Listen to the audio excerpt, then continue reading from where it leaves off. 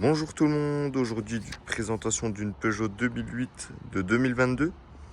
Un véhicule avec environ 86 800 km en diesel, une boîte automatique de 130 chevaux. Donc voilà, au niveau de la carrosserie, on va faire un petit tour. Attaque au niveau de la jante avant gauche, rien à signaler.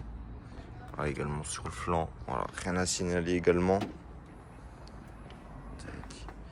Hop, au niveau de l'arrière gauche également, rien à signaler.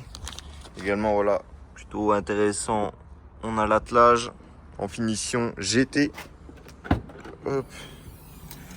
Tac, un assez bon petit coffre, plutôt intéressant. Hop.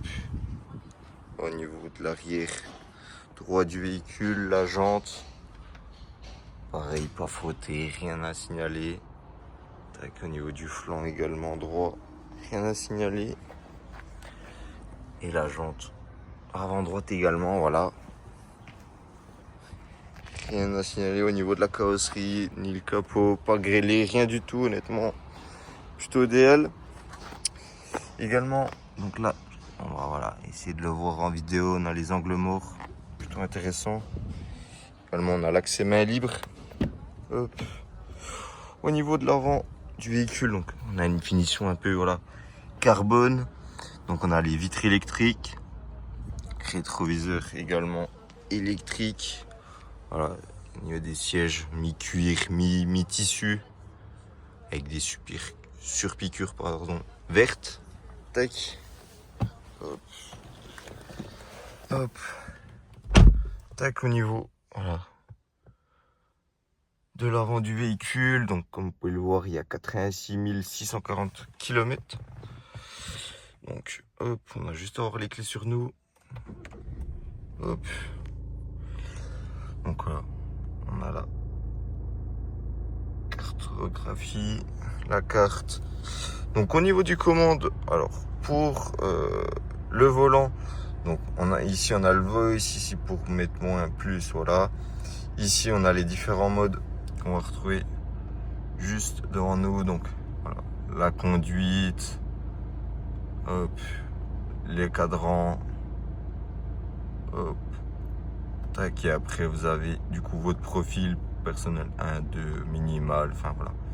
Au niveau de ça, également ici, donc on a les feux auto, ici ça va être pour tout ce qui est réglage photo. Également on a la palette parce que on peut se mettre en manuel. Également, tac, s'il veut bien, on a le régulateur et limitateur, plutôt intéressant sur long trajet. Et hop, et ici ça va être essuie-glace, c'est également la deuxième palette. Donc voilà, au niveau des commandes du volant, tac, ici ça sera pour régler au niveau de l'écran. Ici voilà, sélectionner la liste, le téléphone. Donc également on a du coup le petit écran, plutôt sympathique, honnêtement c'est une belle finition. Tac, donc juste ici on va retrouver les touches, voilà. Ici ce sera pour donc voilà, brancher son téléphone en Bluetooth. Ici la climatisation, hop, la navigation, bien sûr voilà, c'est tactile hein, bien évidemment. Hop, ici on va voir tout ce qui est les aides au niveau du véhicule, etc. Réglage véhicule. Ici pour connecter son téléphone directement avec ses appels, etc. L'Apple CarPlay et l'Android Auto. Tac. Et ici voilà, ça sera pour régler son profil suivant sa conduite. Tac, juste en dessous, donc ici vous pourrez régler le son du véhicule. Ensuite ça va être pour tout ce qui est climatisation, feu de détresse, enfin voilà. Et également, hop, juste en dessous, on va retrouver une prise USB-C, une prise USB, également une prise 12 volts. Tac, un petit rangement pour voilà, ranger son téléphone. Également juste en dessous, petit rangement. Également voilà, on a les nouvelles boîtes qui sont très fines. Donc voilà, ça c'est plutôt intéressant, ça prend pas de place. Hop, juste en dessous, donc également là on a le frein de parking. Hop, juste ici on a le drive auto où on peut se mettre en mode éco. normal et sport. Voilà un peu tout. Ici, hop, on a également encore du petit rangement. Également, voilà, à l'avant, on a l'Isofix, plutôt pas mal. Voilà, puis une belle finition, comme vous le voyez, hein. Carbone. Tac.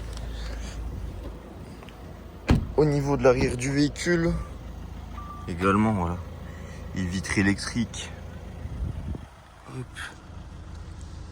Puis voilà, au niveau des sièges, les deux sièges Isofix. Voilà, et ici, on a également des prises USB. Hop. Donc voilà au niveau du véhicule. Donc si le véhicule vous intéresse, n'hésitez pas à nous contacter.